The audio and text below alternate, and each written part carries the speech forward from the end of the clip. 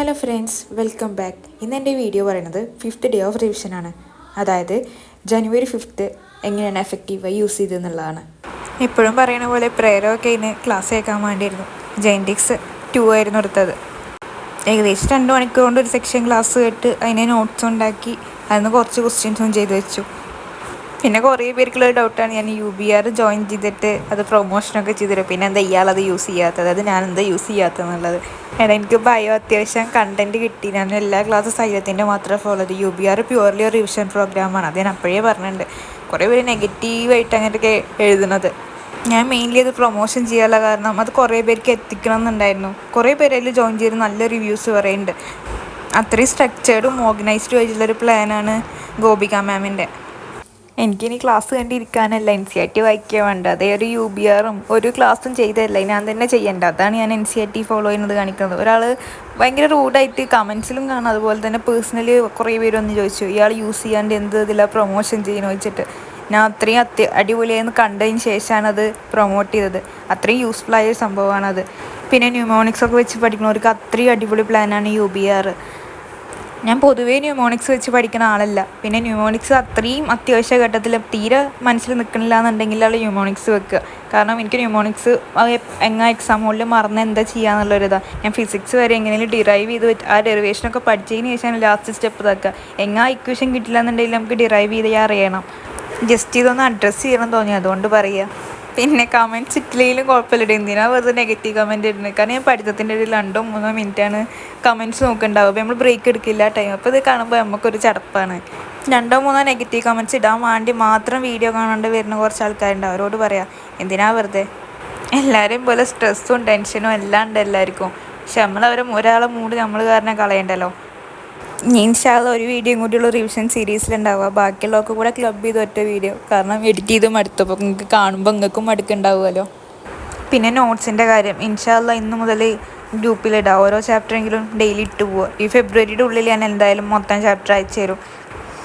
Manoj sir genetics അടിപൊളിയാട്ടോ. കുറേ പേര് കമൻറ്റ് ചെയ്തായിരുന്നു MN സാറെ ക്ലാസ്. MN സാറ് അടിപൊളിയാണ്, അനൂപ് സാർ അടിപൊളിയാണ്. എൻ്റെ ജെനറ്റിക്സ് ഹ്യൂമൻ ഫിസിയോളജിയൊക്കെയാണ് എൻ്റെ ഫേവറേറ്റ് പാർട്ട്. അതിനും വേണ്ടി എവല്യൂഷൻ എനിക്കറിയില്ല, സംഭവം കാര്യമായിട്ട് പഠിക്കാനൊന്നുമില്ല. എന്നാലും എന്തോ മനസ്സിനങ്ങോട്ട് ഇഷ്ടാവില്ല. പക്ഷെ പഠിക്കാണ്ടിരിക്കാൻ പറ്റില്ലല്ലോ. ജെനറ്റിക്സ് പിന്നെ കുറച്ച് ഇങ്ങനെ പഠിച്ചു പോകുമ്പോൾ നമുക്ക് കൂടുതൽ കണ്ടന്റ് കിട്ടും. ഇല്ലാന്നുണ്ടെങ്കിൽ നമ്മൾ ബൾക്കായിട്ട് എടുത്താലും മൊത്തത്തിൽ വായിച്ച് പോകുമ്പോൾ കുറേ പോയിൻറ്റ്സ് നമ്മൾ മിസ്സാവും. ഞാനൊരു ക്ലാസ് കണ്ടിട്ട് ആ ഭാഗം പഠിച്ചിട്ട് റിവൈസ് ചെയ്തതിന് ശേഷം ഞാൻ അടുത്ത ക്ലാസ് കാണില്ലല്ലോ. അതിന് ശേഷം ഞാൻ 6 മണിയോടെ റീപ്രൊഡക്റ്റീവ് ഹെൽത്ത് എടുത്തു. ആ ദിവസം +1 ചാപ്റ്റേഴ്സൊക്കെ ഏകദേശം ഒരു റൗണ്ട് റിവിഷൻ കഴിഞ്ഞിട്ട് +2 ചാപ്റ്റർ തുടങ്ങുന്ന ദിവസമായിരുന്നു. Reproductive health, sexual reproduction, flowering plants, പിന്നെ ഹ്യൂമൻ റീപ്രൊഡക്ഷൻ. ആ ഫസ്റ്റ് യൂണിറ്റ് ആയിരുന്നു ഇന്നത്തെ ടാർഗറ്റ് ഉണ്ടായിരുന്നത്. നല്ല സിമ്പിളായിട്ട് വായിച്ചു പോകാൻ പറ്റിയ ചാപ്റ്റർ. പിന്നെ ഞാൻ എക്സ്ട്രാ പോയിൻ്റൊക്കെ സൈഡിൽ എഴുതി വെച്ചിട്ടുണ്ടായിരുന്നു. അതിൻ്റെ പ്രീവിയസ് ഇയർ ക്വസ്റ്റ്യൻസും ചെയ്ത് അതങ്ങനെ തീർത്തു. ഏകദേശം 1 അരമണിക്കൂർ കൊണ്ട്. മാക്സിമം ക്വസ്റ്റ്യൻസ് ചെയ്താൽ തന്നെ നമുക്കൊരു ഐഡിയ കിട്ടും. നമുക്ക് എവിടെയെങ്കിലും ഒരു ഭാഗം മനസ്സിലായിട്ടില്ല എന്നുണ്ടെങ്കിൽ തന്നെ അത് ക്വസ്റ്റ്യൻ ചെയ്യുമ്പോൾ നമുക്ക് മനസ്സിലാവും, ഈ ഭാഗം എനിക്ക് അറിയില്ല എന്നുള്ളത് ശരിക്കും ക്വസ്റ്റ്യൻ ചെയ്താൽ കിട്ടും. അടുത്ത സെക്ഷൻ GOC ആയിരുന്നു. GOC 2 ഫസ്റ്റ് സെക്ഷനാണ് അന്ന് കാണാനുണ്ടായിരുന്നത്. GOC ഒരു റിവിഷൻ പോലെയാണ്. കാരണം ഞാൻ പേളിലെ ക്ലാസ് കണ്ടിട്ട് ഏകദേശം കണ്ടൻറ്റ് അറിയാം. പിന്നെ റെക്കോർഡഡ് സെക്ഷനിലുള്ളതിനേക്കാൾ ക്ലാസ്സസ് ലൈവിലുണ്ട്. കോൺസെപ്റ്റ് ഒന്നും കൂടി നല്ല ക്ലാരിറ്റി കിട്ടും ചെയ്യും.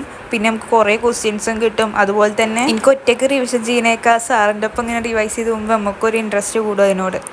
അങ്ങനെ ഓർഗാനിക് കെമിസ്ട്രിയും തീർത്തു. വീട്ടിലിപ്പോൾ മൊത്തം ഒരു എക്സാം സീസണാണ്. എനിക്ക് 2 അനിയത്തികൾ. ഒരാൾ ഡിഗ്രി ഫസ്റ്റ് ഇയർ, മറ്റേ ആൾ 10th ആൾക്ക് മോഡൽ എക്സാം നടന്നുകൊണ്ടിരിക്കുക. അതുപോലെ ഡിഗ്രിക്ക് പഠിക്കുന്ന ആൾക്ക് ഇൻറ്റേർണൽ എക്സാമും. അപ്പോൾ മൊത്തം ഒരു എക്സാമിൻ്റെ ബഹളമാണ്. അതുകൊണ്ട് തന്നെ രാത്രി പഠിക്കാൻ കൂട്ടിനിപ്പോൾ അവരും ഉണ്ടാവും. മറ്റേത് ഞാൻ മാത്രമേ ഇരുന്ന് പഠിക്കും, അവർ കിടന്ന് ഉറങ്ങുന്നുണ്ടാവും, അല്ലെങ്കിൽ ഫോണിൽ കളിക്കുന്നുണ്ടാവും. ഇപ്പോൾ പഠിക്കാൻ തന്നെ ഒരു ഉഷാറ്. അതുകൊണ്ട് ഓർഗാനിക് കെമിസ്ട്രി റെക്കോർഡഡ് ക്ലാസ് എൻ്റെ ഷോർട്ട് നോട്ട് ഉണ്ടാക്കിയിട്ടുണ്ടായിരുന്നില്ല. അധികം മൈൻഡ് മാപ്പാണ് യൂസ് ചെയ്ത്. പക്ഷേ ലൈവ് കണ്ടപ്പോൾ നോട്ട് എഴുതാനുള്ള ടൈമൊക്കെ ഉണ്ട്. അപ്പോൾ നോട്ട് എഴുതിയിട്ട് അത് കഴിഞ്ഞാൽ നോട്ടിൽ നിന്ന് ഞാൻ ഷോർട്ട് നോട്ടാക്കി വെച്ചിട്ടുണ്ട്. ഇൻഷാല്ലാ ഒക്കെ ഗ്രൂപ്പിൽ ഒന്നും മുതൽ പോസ്റ്റ് ചെയ്ത് തുടങ്ങുന്നുണ്ട്. ഗ്രൂപ്പ് ആക്റ്റീവ് ആവാത്തത് ഫോട്ടോ എടുത്തവരൊക്കെ അനിയത്തി ചെയ്തുതരും. അവൾക്ക് എക്സാം നടന്നുകൊണ്ടിരിക്കുമ്പോൾ അവളും അതിൻ്റേതായ ബിസിയിലാണ്. പിന്നെ ഞാൻ ഫോട്ടോ എടുക്കാൻ വേണ്ടി പോയാൽ പിന്നെ എൻ്റെ കുറേ സമയം പോവല്ലേ. അപ്പോൾ 1 മുതൽ എന്തായാലും കറക്റ്റാക്കിയിട്ട് ഇട്ട് തരാം. അടുത്തത് ഞാൻ ഹ്യൂമൻ റീപ്രൊഡക്ഷൻ എടുത്തു. അത് റിവിഷന് വേണ്ടി എടുത്താണ്. 9:30 അരമണിക്കൂർ ബ്രേക്ക് എടുത്തിട്ട് പിന്നെ 9:30 അടുത്ത സെക്ഷന് വേണ്ടി ഇരുന്നത്. ഞാൻ ക്ലാസ് എടുക്കുമ്പോൾ തന്നെ പഠിച്ചു വെച്ചുകൊണ്ട് പെട്ടെന്ന് റിവിഷൻ കഴിയുന്നുണ്ട്. ഈ നീറ്റിൻ്റെ ഫിസിക്സ് കെമിസ്ട്രി ബയോ എന്നുള്ളതിൽ എനിക്ക് ഏറ്റവും നെഗറ്റീവ് വരുത്തുന്ന ഭാഗമാണ് ഞാൻ ബയോളജി. അതുകൊണ്ടാണ് ഈ ഒരു റിപ്പീറ്റിൻ്റെ സമയത്ത് ഏറ്റവും കൂടുതൽ സ്ട്രെസ് ഞാൻ ബയോളജിക്ക് കൊടുക്കണം. എനിക്ക് ഫിസിക്സ് ആകെ 2 ക്വസ്റ്റ്യൻ തെറ്റിയിട്ട് 8 മാർക്കാണ് പോയിട്ടുള്ളൂ. പക്ഷെ അതിനും വേണ്ടി ബയോളജിയിൽ ഒരുപാട് നെഗറ്റീവ് വരും. ഞാൻ NCERT വല്ലാണ്ട് വായിച്ചിരുന്നില്ല. അതുകൊണ്ട് തന്നെ എനിക്ക് അങ്ങനെ വന്നെന്ന് മനസ്സിലായതുകൊണ്ടാണ് എപ്പോഴും അധികവും NCERT ഒരു 10 മിനിറ്റ് ഗ്യാപ്പ് കിട്ടിയാലെങ്കിലും ഏതെങ്കിലും ചാപ്റ്റർ വായിക്കാൻ നോക്കുന്നത്. അടുത്തത് ഞാൻ 10 മണി മുതൽ 2 മണി വരെ സൊല്യൂഷൻസ് എടുത്തു. ആദ്യം നോട്ട്സ് ഉണ്ടാക്കി വെച്ചിരുന്നു. അതൊക്കെ ഒന്ന് നല്ല അടിപൊളിയായിട്ട് റിവിഷൻ ചെയ്തു. ഇക്വേഷൻസിൻ്റെ ബുക്ക് എടുത്തിട്ട് അത് ആ ഇക്വേഷൻസൊക്കെ ഒന്ന് ഓർമ്മയില്ലാത്തതൊക്കെ ഒന്ന് അപ്പുറത്ത് വെറുതെ ഇങ്ങനെ എഴുതി പഠിച്ചു. നമ്മൾ വെറുതെ ഇങ്ങനെ വായിച്ച് പഠിക്കുന്നതൊക്കെ ജസ്റ്റ് ഒരു പേപ്പർ എടുത്തിട്ട് ഇങ്ങനെ എഴുതാക്കുമ്പോൾ ഒന്നും കൂടി യൂസ്ഫുൾ ആയിരിക്കും, കുറേ കൂടി ഓർമ്മയിൽ നിൽക്കും. പിന്നെ ആദ്യത്തെ 1 മണിക്കൂർ ഞാൻ ഈ ഷോർട്ട് നോട്ട് എടുത്തിട്ട് അത് നോക്കി. അത് കഴിഞ്ഞിട്ട് NCERT ടെക്സ്റ്റിൻ്റെ ഒപ്പം ക്വസ്റ്റ്യൻസും ചെയ്തു പോയി. ഒരു 100-120 ക്വസ്റ്റ്യൻസാണ് ചെയ്തിട്ടുണ്ട്. ക്വസ്റ്റ്യൻസ് ചെയ്തു പോകാനല്ല, ചെയ്യാത്ത ക്വസ്റ്റ്യൻ കണ്ടുപിടിക്കാനാണ് കുറേ സമയം പോവുക. കാരണം അത് എവിടെ നോക്കിയാലും ഉത്തരം നമുക്ക് കണ്ട് മനസ്സിന് തൃപ്തിയായിട്ട് കിട്ടുകയില്ല, എങ്ങനെ വന്നു എന്നുള്ളൊരു ഐഡിയ. ക്വസ്റ്റ്യൻസൊക്കെ ചെയ്തിട്ട് ഒരു 20-25 ക്വസ്റ്റ്യൻസ് കിട്ടാത്തതുണ്ടായിരുന്നു. അതിൽ കുറേ ക്വസ്റ്റ്യൻസ് ഗൂഗിൾ നോക്കിയിട്ട് കിട്ടി. എന്നിട്ടും കിട്ടാത്തത് ഞാൻ മെൻറ്റർക്ക് ഒരു പേപ്പറിൽ എഴുതിയിട്ട് അയച്ചു കൊടുത്തു. മെൻറ്റർ പിറ്റേ ദിവസം തന്നെ അയച്ചു തന്നു കേട്ടോ ആൻസർ സോൾവ് ചെയ്തിട്ട്.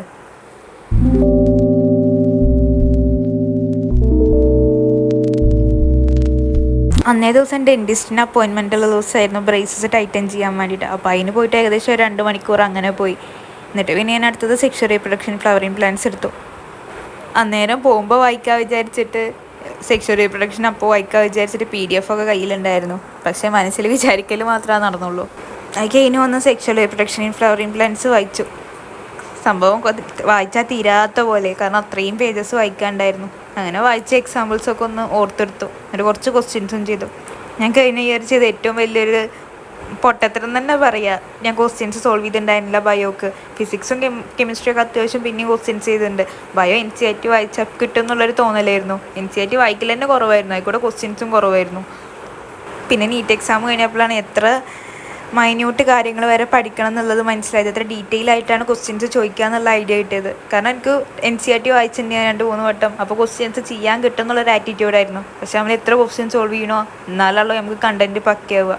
അടുത്തത് എവല്യൂഷൻ എടുത്തു. എനിക്ക് എവല്യൂഷൻ മൊത്തത്തിലിരുന്ന് വായിക്കാൻ ഇഷ്ടമല്ല. അപ്പോൾ ഞാൻ അതിൻ്റെ ലാസ്റ്റ് പോർഷൻ മാത്രം കുറച്ച് ഭാഗം വായിച്ചു. മുന്നത്തെ ഭാഗം വായിച്ചിട്ടില്ല. ചാപ്റ്റർ അറിയാം, അപ്പോൾ ലാസ്റ്റ് ഭാഗം എന്തായാലും കാണാണ്ട് പഠിക്കേണ്ട ഭാഗമല്ലേ, അപ്പോൾ ആ ഭാഗം ജസ്റ്റ് ഇങ്ങനെ വായിച്ചു കിട്ടും. അൾട്ടിമേറ്റ് ബയോളജി റിവിഷനിൽ ജോയിൻ ചെയ്തവർക്ക് അറിയാം, അവർക്ക് ഇതിനൊക്കെ കുറേ കോഡുണ്ട്. ഞാൻ പൊതുവെ കോഡ് വെച്ച് പഠിക്കാത്ത ഒരാളാണ്.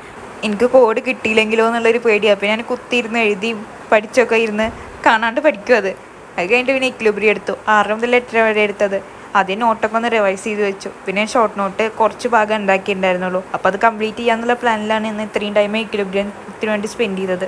ഇക്വിലിബ്രിയം ഒരു സിമ്പിൾ ചാപ്റ്ററാണ്.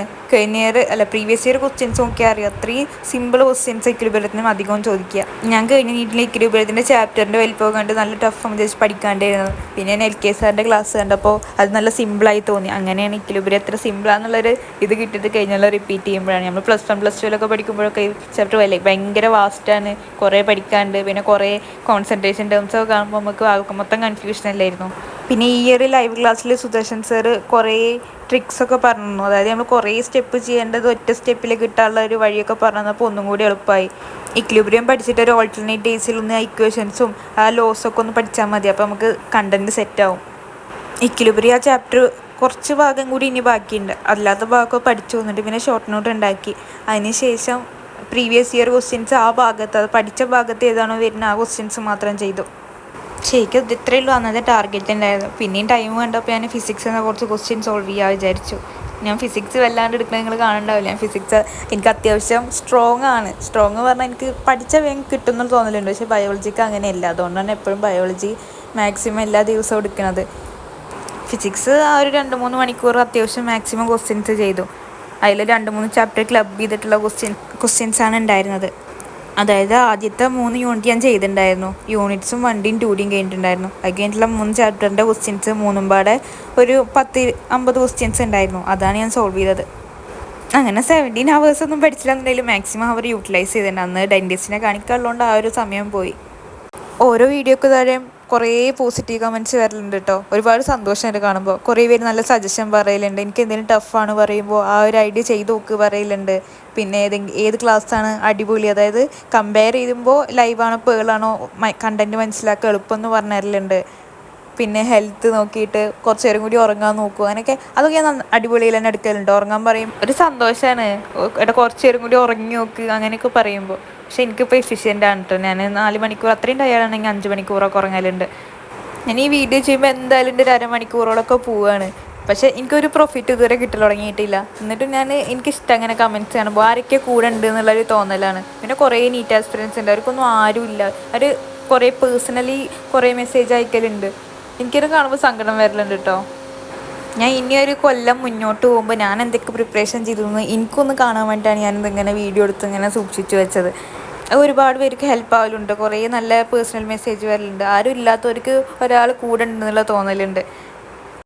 നമ്മളായിട്ട് എന്തിനാണ് വേറൊരാളുടെ മൂഡ് കളയാൻ നിൽക്കണേ? അവരവരുടെ ലൈഫിൽ ജീവിച്ചു പോയിക്കോട്ടെ. കമൻറ്റ് ഇട്ടില്ലെങ്കിലും കുഴപ്പമില്ല, നിങ്ങൾ കാണണ്ട. ഞാൻ ആരും നിർബന്ധിച്ച് കാണാൻ പറയുന്നില്ലല്ലോ. അപ്പോൾ ഇടുന്നൊരു പോസിറ്റീവ് കമൻറ്റ്സ് ഇടാൻ നോക്കുക. ഇഷ്ടപ്പെട്ടാൽ ലൈക്ക് ചെയ്യുക, ഷെയർ ചെയ്യുക, സബ്സ്ക്രൈബ് ചെയ്യുക. ഇത് രാത്രിത്തെ കലാപരിപാടി, 3 നാൾ ഇരുന്ന് പഠിക്കുകയല്ലേ. അപ്പോൾ 3 ആൾക്കും ഞാൻ നല്ലൊരു കട്ടൻ കാപ്പി ഉണ്ടാക്കി. അതിനുശേഷം അന്നത്തെ ടാർഗറ്റൊക്കെ കംപ്ലീറ്റ് ആക്കിയിട്ടോ. Sexual reproduction in flowering plants, human reproduction, reproductive health, evolution, genetics, പിന്നെ GOC സൊല്യൂഷൻസ്, ഇക്വിലിബ്രിയം, പിന്നെ ഫിസിക്സ് ഞാൻ 2-3 ചാപ്റ്റർ ക്ലബ് ചെയ്തിട്ട് കുറച്ച് ക്വസ്റ്റ്യൻസും ചെയ്തു. ഓവറോൾ ഹാപ്പി ആയിരുന്നു. കാരണം അന്നത്തെ ദിവസം ഡോക്ടറെ അടുത്ത് പോകുന്നത് ഇത്രയൊന്നും പഠിക്കുമെന്ന് പ്രതീക്ഷിച്ചിട്ടുണ്ടായിരുന്നില്ല. പക്ഷെ അന്ന് ഒരുപാട് ക്വസ്റ്റ്യൻസ് സോൾവ് ചെയ്തു, കുറേ കണ്ടൻറ്റ് പഠിക്കാൻ പറ്റി. അപ്പോൾ ഇത്രയുള്ള വീഡിയോ. Thank you.